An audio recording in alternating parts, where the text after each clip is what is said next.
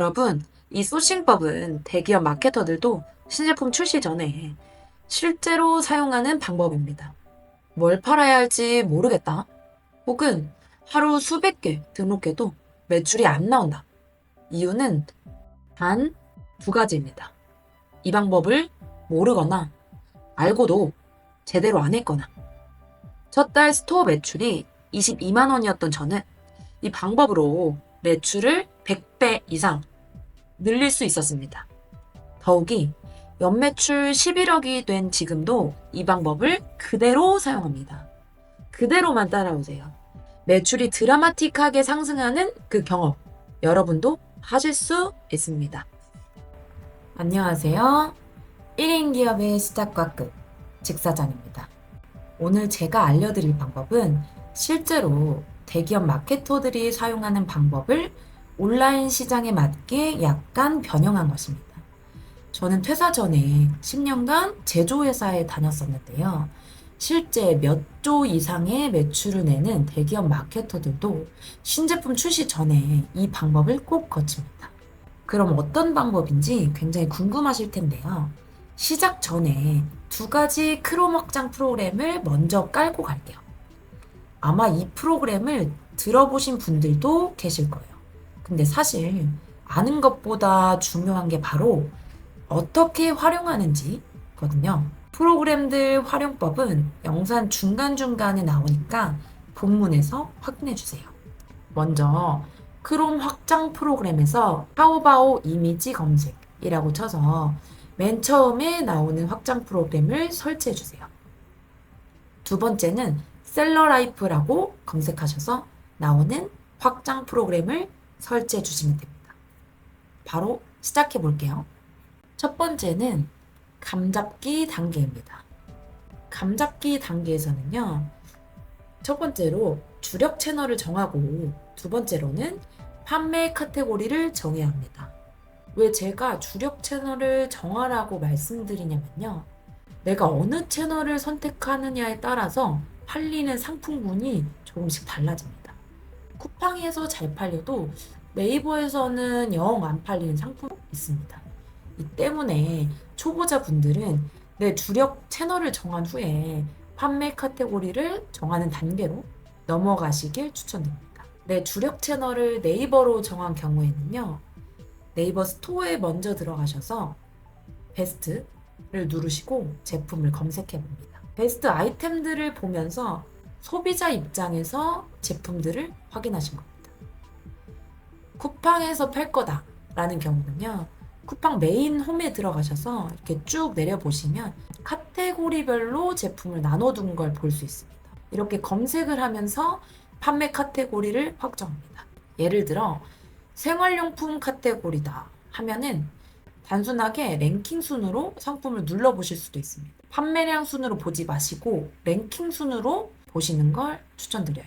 이게 바로 판매 카테고리를 정하는 단계인데요. 특정 채널의 인기 상품을 검색하는 방법에서 좀 더 고도화된 방법으로 네이버 데이터랩을 활용하는 겁니다. 네이버 데이터랩에서 쇼핑 인사이트에 들어가서 검색을 한번 해볼게요. 아까 쿠팡에서 우리가 생활용품 카테고리를 봤었잖아요. 생활용품에서 한번 선택해 볼까요? 1차 카테고리를 생활용품으로 하고 2차 카테고리까지 넣어줍니다.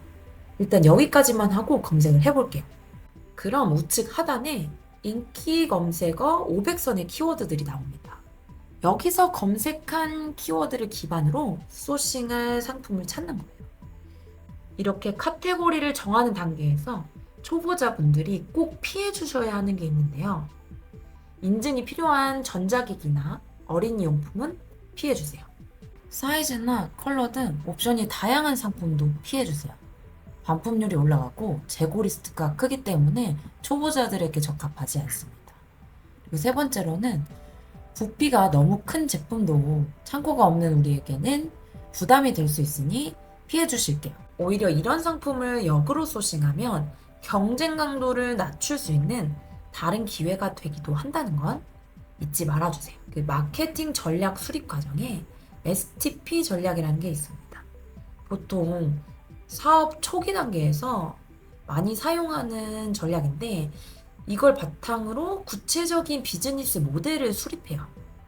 우리가 이것까지 뭐 사업 계획까지 다 따라하기는 어렵고 그래도 감잡기 단계에서 데이터랩을 활용해서 키워드를 뽑으면서 뭐 성별과 연령대를 분류해서 특정 키워드들을 뽑아냈고 앞으로 이 뒤의 과정에서 시장성이나 경쟁 강도 그리고 경쟁사 분석을 통해서 소비자 니즈를 파악하는 그 단계도 거칠 겁니다.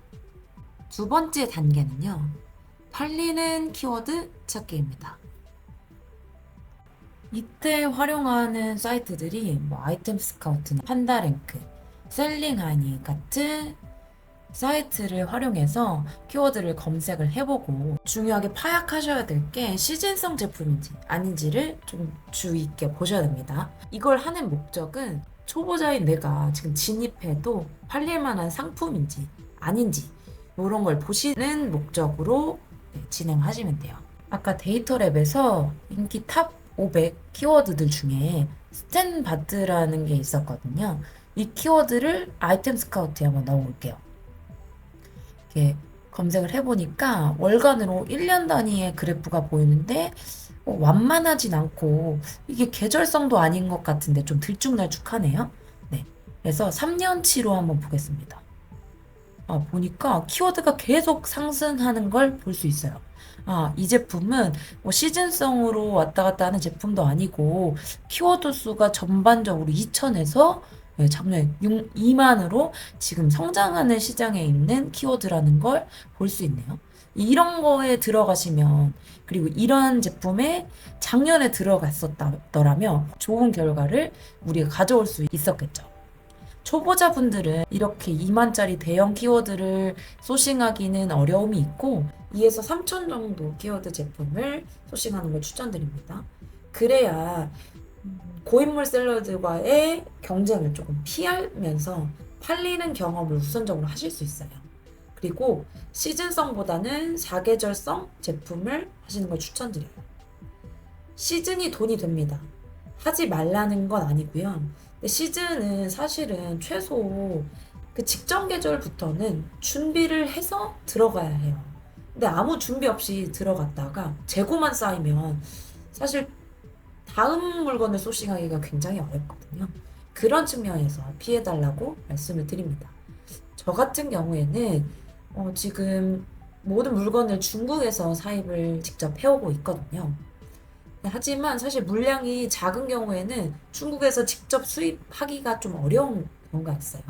그래서 이때 추천드리는 방법은 도매매나 도매국 같은 도매 사이트를 추천드립니다. 여기에 있는 제품들이 실질적으로는 중국에서 만들어진 제품을 유통업자들이 가져다 파는 경우가 대부분이거든요. 이때 주의하실 거는 그냥 단순하게 도매매 도매국에서만 구매 단가를 보시는 게 아니라 추후에 중국에서 직접 수입하시는 것까지 고려해서 소싱 상품을 정하셔야 합니다. 그래야 원가 경쟁력 확보가 가능해요. 이때 사용하는 프로그램이 아까 깔았던 타오바오 이미지 검색이라는 프로그램입니다. 더불어서 제가 뒤쪽에서 판매 단가 정하는 방법에 대해 좀 더 자세히 알려드릴 텐데요. 국내 도매초에서 소싱하면 역마진 나는 상품이 있을 수 있어요. 그런 제품도 소싱하실 수 있어야 해요. 일단 국내 도매처에서 소싱해서 판매 테스트를 해보고 어느 정도 판매 데이터가 쌓였다 하면 그때 중국에서 사입을 합니다. 그럼 초반에는 좀 손해를 보더라도 재고 리스크도 줄이고 원가 경쟁력을 낮춰서 그 초반 손해까지 만회할 수 있는 거죠. 일단 도매국에 한번 들어가 보겠습니다. 베스트 상품 위주로 살펴볼게요. 지금이 여름 극성수기를 앞둔 시점이다 보니까 대부분 시즌 상품이 보이네요. 근데 중간에 시즌 상품이 아닌 제품이 하나 보입니다. 미니 재봉틀? 이게 뭐지? 좀 신기하네요. 하고 들어가 봅니다. 이렇게 살펴보고 괜찮아 보인다. 제품을 찾았다 하면은 아이템 스카우트를 키고 검색을 해봅니다. 미니 재봉틀 검색을 해보니까 한 달 검색 수 4,000회. 너무 높진 않네요. 밑으로 내려가서 시즌성 상품인지 먼저 볼게요. 1년치 그래프 보니까 시즌별로 편차가 크지는 않은 것 같습니다.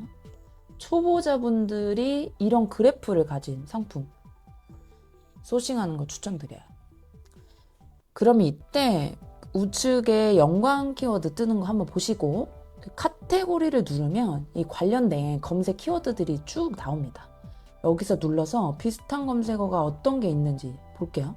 미니 재봉틀 4,000, 미니 미싱기 1,300, 미니 미싱 1,000, 뭐 이런 식으로 나오고 상세 페이지 보니까 이 제품이 휴대용으로 가지고 다니면서 또 반지꼬리처럼 사용하는 제품이더라고요. 휴대용으로 검색해 볼게요. 휴대용 재봉틀 660건, 휴대용 미싱 300건, 이런 키워드들도 보이네요. 이런 식으로 관련 키워드까지 찾은 후에 추가로 시장 조사를 한 후 소싱하는 겁니다. 이 제품은 KC 인증 제품이라 중국 사입 시 인증 비용까지 고려해야 하니까 일단 다른 예시를 한번 더 볼게요. 여름 시즌 상품이 대부분이라 그 중에서 하나 보겠습니다. 네, 뭐 등산 모자처럼 생긴 모자가 하나 보이네요. 여기서 타오바오 이미지 검색 프로그램을 사용해 볼게요. 이 확장 프로그램을 깔면 이렇게 사진 좌측에 주황색 돋보기 모양이 보입니다. 눌러보면 1688 사이트로 바로 연결이 돼요. 이 이미지로 1688에서 검색을 하는 건데 비슷한 제품들이 여러 나오는데 하나를 눌러볼게요. 아까 도매 사이트에서 봤던 메인 이미지랑 같은 거 보이시죠? 6위안에 판매되는 제품이라 계산해보면 수입 시에 1,800원, 도매국 사입보다 500원 정도 저렴합니다. 중국 사입 원가를 20% 정도나 낮출 수 있는 제품이네요. 300원으로 환산해서 계산을 했지만 실질적으로는 이렇게 부피가 작은 제품은 수입 원가가 더 저렴합니다. 그리고 복잡한 인증도 필요가 없어요. 이런 식으로 괜찮은 상품을 찾았다. 그럼 그때 3단계 경쟁사 분석 단계로 넘어가시면 됩니다. 내가 팔아야 할 주력 채널에서 경쟁사의 조회수, 리뷰수, 시장가 등을 파악하고 진짜 팔아야겠다 확신이 들면 많은 판매자들 중 내 진짜 타겟 경쟁사까지 선정합니다. 이때 활용하는 게 아까 깔았던 셀러라이프라는 프로그램이에요. 내가 검색한 키워드의 연간 조회수 그래프, 검색량, 상품 가격까지 한 번에 볼 수가 있어요. 요즘 쿠팡을 많이 하시니까 쿠팡 기준으로 좀 설명해 볼게요. 쿠팡에 사파리 모자라고 검색을 해보니까 셀러라이프 데이터 뜨는 거 보이시죠? 예전에는 여기 보이는 데이터를 다 수기로 비교했어야 됐는데 이런 프로그램이 생기니까 딥한 분석이 들어가기 전에 가이드를 잡고 갈 수 있는 거죠. 단, 이 데이터만 단순하게 보고 소싱하시면 안 되고 뒷단계들이 좀 더 남아 있습니다. 사파리 모자로 검색해서 판매량 순으로도 한번 보시고요. 랭킹 순으로도 한번 보시는데 해당 키워드 판매자들의 리뷰수가 좀 적은지 한번 보시고요. 요즘에는 많이는 없지만 그래도 윙 판매자도 뭐 순위에 있다 하면 그런 제품들은 진짜 잘 골랐다 라고 보시면 됩니다. 이렇게 실질적으로 키워드 검색을 해보고 상세 페이지도 한번 살펴보고 대략적으로 경쟁자들의 수준을 본 후에 그래도 내가 해볼만 하겠다. 경쟁자보다 어떤 우위를 점하는 경쟁 우위 요소가 있다 하면 그때 소싱하는 겁니다. 꼭 가격이 아니라도 상세 페이지가 너무 허접한데 이 제품보다 좀 내 제품이 좀 더 다른 특장점을 갖고 있는데 이럴 때 소싱하시는 거예요. 키워드 검색량, 경쟁 강도가 모두 적당하다 하는 제품을 찾으시면 이때 구체적으로 시장 규모를 추정합니다. 무턱대고 소싱하는 게 아니라 내가 이 제품 소싱하면 매출이 얼마나 될까? 그리고 결국엔 경쟁자보다 더 많이 팔아야 합니다. 그래야 광고 없이 오래 파는 상품을 만들 수가 있어요. 경쟁사 판매량을 추정하는 방법은 두 가지가 있는데요. 첫 번째는 리뷰 수로 추정하는 방식, 두 번째는 조회수로 추정하는 방식입니다. 저는 이 두 가지를 모두 계산하고 비교해서 판단합니다. 여기서 주의하실 게 시장 규모 추정할 때는 최대한 보수적으로 잡으셔야 합니다. 리뷰 수로 추정할 때는 경쟁사의 최신 리뷰 기준으로 10에서 20을 곱해 산출합니다. 쿠팡은 네이버보다 리뷰가 확실히 덜 달려요. 예전에는 이렇게 리뷰로만 추정 가능했는데 요즘에는 쿠팡에 숨은 기능이 생겼습니다. 고객들이 이 제품을 얼마나 좋아했는지 그 조회수를 직접 볼 수 있어요. 그 조회수에 전환율을 곱하시는 거예요.